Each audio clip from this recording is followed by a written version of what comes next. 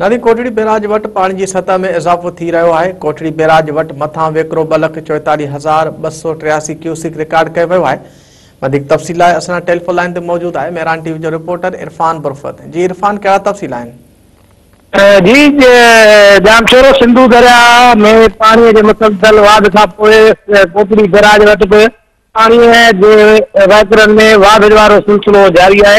उन हवाले से अज जो है कोटड़ी बैराज इंतजामिया के अंगरखरन मूजिब अज कोटड़ी बैराज में पानी के वहकरन जो मथां जो वहकरो है वो 2,43,283 है।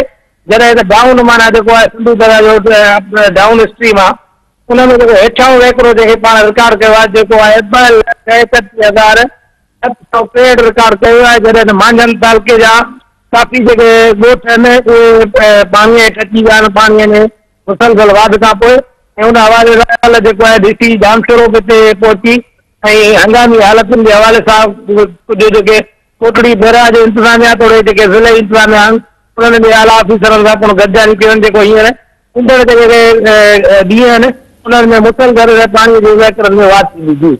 इरफान, जी मेहरबानी।